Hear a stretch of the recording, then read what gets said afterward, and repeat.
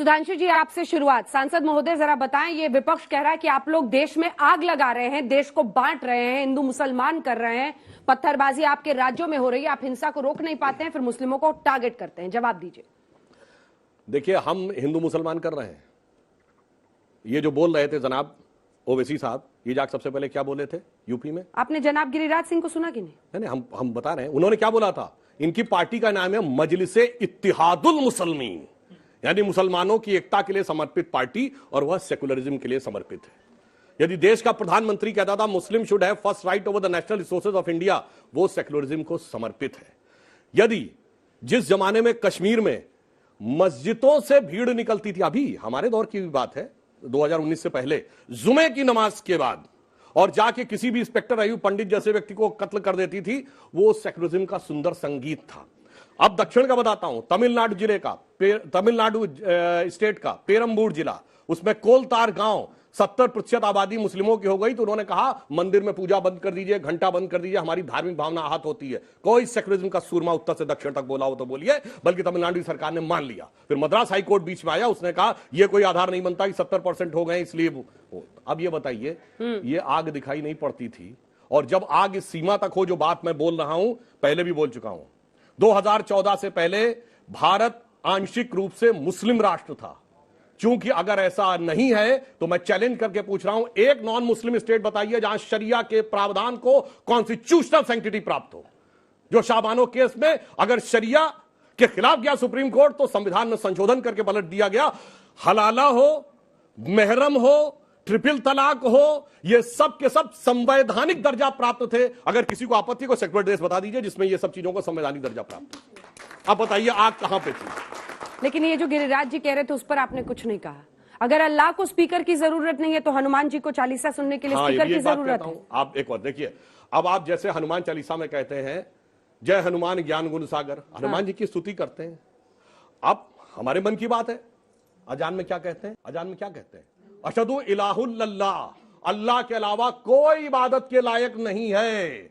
अशहदु मोहम्मद रसूलुल्लाह का अर्थ यह हुआ कि रसूल के अलावा, मोहम्मद साहब के अलावा कोई पैगंबर नहीं है। तो जैनों के 24 तीर्थंकरों का अपमान, सिखों के 10 गुरुओं का अपमान, हिंदुओं के 10 अवतारों का अपमान आपके मन में है। घर में आपको प्रॉब्लम अजान से है, लाउड स्पीकर से नहीं है। मतलब अजान से प्रॉब्लम? मैं बता रहा हूं, लाउड स्पीकर से सही बात बोलिए ना। फिर बता रहा हूं, सुनिए। तो घूम फिर के क्यों पहुंचे? आपके मन में है कि मेरे पिताजी सबसे लायक है, मैं अपने घर में कहूंगा। अब आप ये कहें कि मैं दुनिया भर को सुनाऊंगा, मतलब बाकी के नालायक हैं, तो इस बात से प्रॉब्लम है। शुभ्रांश राय जी नहीं कर रहे वो हिंदू मुस्लिम, आप लोग कर रहे हैं। देखिए अंजना जी, ऐसा है कि 8 साल हो गया भारतीय जनता पार्टी के गर्भ से विकास नहीं पैदा हुआ। जो पैदा हुआ हमेशा वो हिंदू मुसलमान था, या पाकिस्तान था, या हलाला था, या जो भी और भी शब्द इन्होंने बहुत सारे शब्द यूज किए, वो सब पैदा हुआ। दो बड़ी बड़ी बातें हैं। मैं क्लास 3 उनमें रहा होगा गांव के स्कूल में, तो मैंने कबीरदास की कुछ 1-2 लाइन मुझे याद है कि काकड़ पाथर जोड़ के मस्जिद दियो बनाए, ताचड़ मुल्ला बाग देत क्या बहरा हुआ खुदा। ये उस समय हमने पढ़ा था, अभी तक याद है। सेम सिचुएशन आज इन्होंने पैदा कर दिया पूरे देश में। एक मिनट मैं बोल लूं सर प्लीज। कबीरदास जी आज होते तो फतवा जारी हो जाता। सर प्लीज, अब देखिए पंडित जी, मुझे मालूम है कि आप ज्योतिष हैं, आपको अगले 1 घंटे बाद क्या होना है वो जानकारी है, लेकिन कम से कम थोड़ा तो धैर्य रखिए प्लीज, सम्मान है। अब दूसरी सबसे बड़ी बात यह है, ऐसा हमने सुना था। आज अंजना जी सबसे बड़ी दिक्कत जानती हैं क्या है? अगर उत्तर प्रदेश और बिहार के गांव में 24 घंटे का अखंड रामायण होता है ना, तो रात को कोई रामायण पढ़ने वाला मौजूद नहीं है। और आज ये कह रहे हैं कि उस लाउड स्पीकर को आप लगाइए। करिए ना भाई, अगर हिम्मत है तो पढ़कर सुनाइए, कर सुनाइए, अपनी जिंदगी में इंप्लीमेंट करके दिखाइए। आप तो बहुत बार बनारस गई हैं, बनारस का संकट मोचन मंदिर। Sir please mister Bansal, please mister Bansal, सब अपनी बारी आप करिए, पढ़िए, अब बचाइए। लेकिन सवाल ये पैदा होता है कि कल परसों से टीवी पे दिख रहा है, मोबाइल पे दिख रहा है, बहुत सारे लोग गले में लपेट के कुछ आगे पढ़ रहे हैं। इनको पढ़ना ही नहीं आ रहा कि हनुमान चालीसा पढ़ रहे हैं कि सुंदरकांड का पाठ पढ़ रहे हैं। अरे धर्म की ऐसी हानि मत करिए। एक बात। दूसरी, आपने बिल्कुल सही कहा सर, 8 साल हो गए, अब क्या आपको 80 साल चाहिए 1947 में ले जाने के लिए? आप आए थे देश का विकास करने के लिए, आए थे 5 ट्रिलियन की इकोनॉमी को लेने के लिए। बदले में आपने देश को क्या दिया? 100 रुपए लीटर से ऊपर का डीजल, 100 रुपए लीटर से ऊपर का पेट्रोल, 1000 रुपए ऊपर से लीटर का सिलेंडर। और उससे बड़ी बात, बुजुर्गों की दवाई महंगी कर दी। और दिल्ली जैसे शहर में शिक्षा तो महंगी हुई हुई, साथ में किताबें महंगी कर दी। जब महंगाई पे आपसे बात की जाती है, आप लेकर हलाला हिंदू मुसलमान पाकिस्तान चलने लगता है। अरे भैया, कुछ पढ़े लिखे भी लोग आपकी पार्टी में है।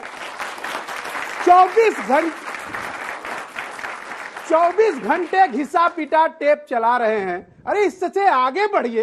एक तरफ प्रधानमंत्री गरीबों को, अल्पसंख्यकों को, उनकी बेटियों को स्कॉलरशिप भी देते हैं और उनके लिए प्रधानमंत्री आवास योजना में घर भी बनाते हैं।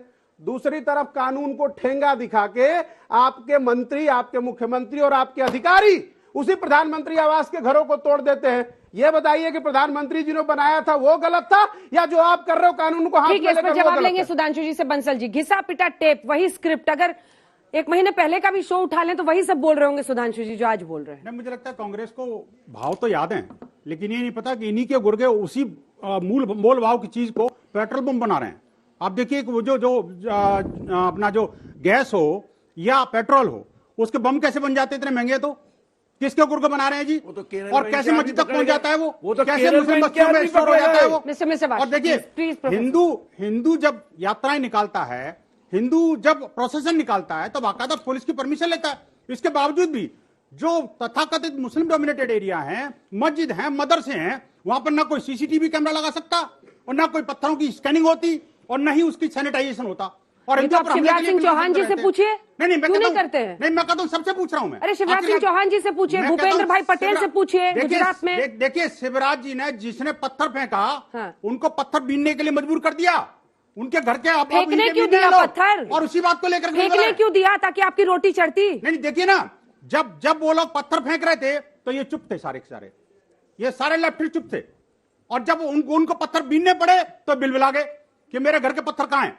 आप सोचिए, ये जो है शिवराज सिंह सरकारी कर सकती है क्या? कांग्रेस सरकार ने प्रधानमंत्री आवास में बनी योजना में बने घर को वही गिरा सकते हैं? नहीं, मुझे बताइए अंजना जी, मैं कहना चाहता हूँ, राजगढ़ में प्रधानमंत्री आवास योजना में आपका मुख्यमंत्री, आपका प्रधानमंत्री को नहीं दिखा रहा। बधाई हो इस बात की। कांग्रेस की बात कह रहा हूँ, कोई ताली नहीं बजा सकता। आपका टाइम निकल चुका। बंसल साहब, मुझे बताइए कि राजस्थान में कोई प्रोजेक्ट चला क्या? देखिए, मैं बीच में नहीं बोला था, बोल ही रहे। ये कांग्रेस के, देखिए कांग्रेस खबर सुनिए कि नहीं बंसल साहब? सुनिए, बुलडोजर चला क्या?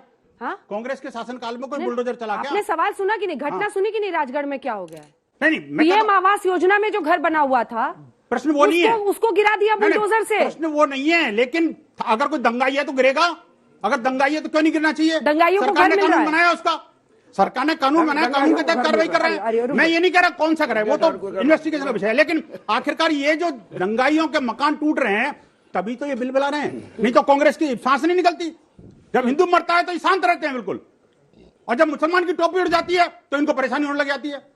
ये कौन सा सेकुलरिज्म भाई? देखिए अंजना जी, जो भाषा सुधांशु जी ने, माफ चाहता हूं सुधांशु जी, वैसे तो आप बड़े विद्वान हैं, और जो बंसल जी बोल रहे हैं वो तो बिल्कुल मैं अपने मुंह से बोल ही नहीं सकता। हम तो हमारा कौन सी गलत भाषा? उसका जो मैं बता रहा हूं, उसका कारण ये है कि इन्होंने ये सोच रखा है कि रोजगार देना नहीं, महंगाई कम करनी नहीं, सरकारी ठेकेदारी शुरू कर देनी है, सरकार जो है 2 खरीदेंगे 2 बेचेंगे वो शुरू करना है। इसलिए हिंदू मुसलमान करते रहो और धर्म को अफीम बनाए रखो जनता की।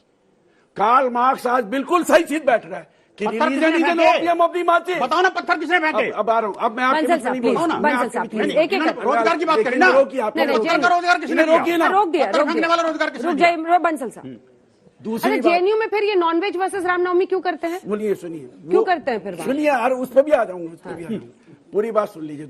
दूसरी आपको मैं एक बात बता देना चाहता हूँ, सारे लोग यहाँ बैठे, इतने पढ़े लिखे बच्चे बैठे हैं। बंसल जी, मुझे एक ईमानदारी से, विज्ञान से तो ऐसे आपको कोई लेना देना है नहीं। इतना बता दीजिए, इतना बता दीजिए, एक दूसरे में बात करेंगे, हम टॉपिक से भटक जाएंगे। प्लीज, उल्टी गंगा नहीं बात हूं मैं। ये बोलने नहीं देंगे। नहीं, बोलो ना। ये बोलने नहीं देंगे, क्योंकि इनको पता है कि ये हिपोक्रेट है। ये बोलने नहीं देंगे, खत्म हो चुका। ये बोलने नहीं देंगे, ये हिपोक्रेट है, इनको ट्रेन किया गया है। अरे बंसल साहब बोल लेने दीजिए। बोलो ना, मैं कहता हूँ जेएनयू में क्या हुआ, बताओ ना, कुछ प्रकाश डालो ना। ये क्योंकि इनका विज्ञान से कोई लेना देना नहीं है। वापस आएंगे आप टॉपिक पे। उनका प्रोफाइल लिखने के लिए आपको नहीं बुलाया। धर्म हो, कोई से भगवान हो, कोई सा धर्म हो, कोई सा भगवान हो, ये बता दीजिए। भैया धर्म तो एक ही है यार, कैसी बात कर रहे हो? इंसानों ने कोई उसे सा क्या होता पैदा है? किया या इंसान इसमें को कोई सा क्या होता है भाई? ये बताओ। धर्म तो है ही है। Religion is a creation of human being, ना, और ह्यूमन धर्म बीइंग एक इज ए है। Creation of religion. भाई देखिए, तो इंसानियत सबसे नहीं, बड़ा ये- धर्म ये- है, और गलत- आप इंसानियत के बहुत बड़े दुश्मन हो, ओहो। क्योंकि आप इंसानियत तो लेफ्टिस्ट- क्योंकि आप पूंजीपतियों की पूछो गोद इनसे। में बैठे हुए हो। इंसानियत आप तो लेफ्टिस्ट- पूंजीपतियों की गोद में बैठे हुए हो पूरा और देश को बर्बाद कर दिया। बेरोजगारी का निजाम फैला रहे जिसको हो, कम्युनिस्ट महंगाई का जिसको लूट कम्युनिस्ट रहे हो। बंसल साहब, प्लीज सर, प्लीज वो आज हमें इंसानियत सिखा रहा है। बंसल साहब प्लीज, 4 लाख करोड़ रुपया। एक लाइन बीच में बोलना आपके ठीक है, लगातार मत 4 लाख बोलिए करोड़ पर देश की प्लीज। आप लोग भी अपने सवाल तैयार रखिएगा। सुधांशु जी एक जवाब दे दीजिए, उसके बाद दर्शकों के सवाल। बातें तो इन्होंने इतनी सारी कह दी, अब काका जवाब दें। मैं फिर भी एक दो लाइन में कह देता हूं। पहले बताइए, आपने बिल्कुल सही कहा, इनकी बात का समर्थन करता हूं। रिलीजन इंसान ने पैदा किया है, धर्म शाश्वत सनातन है। अन्यथा बता दीजिए, धर्म जो हिंदू धर्म है कब शुरू हुआ?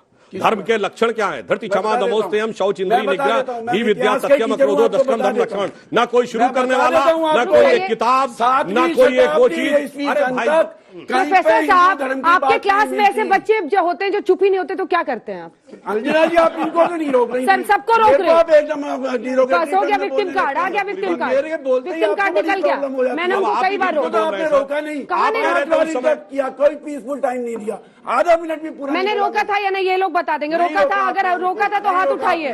ये लेफ्ट का प्रॉब्लम है। देखिए झूठ पकड़ा गया प्रोफेसर Left का साहब, क्यों problem ऐसा है। क्लास में करवा रहे हैं प्लीज। हाँ, सिर्फ एक लाइन में। इसीलिए धर्म की परिभाषा है धारणात इति धर्मा, जो धारण करता है। इसीलिए भारत धर्मनिरपेक्ष नहीं अरे है। आप धर्म मानो भाई, डंडे क्यों चलाते हो, तलवार लेके अब क्यों देखिए, चलते हो, त्रिशूल लेके क्यों चलते हो? कौन मना कर रहा है?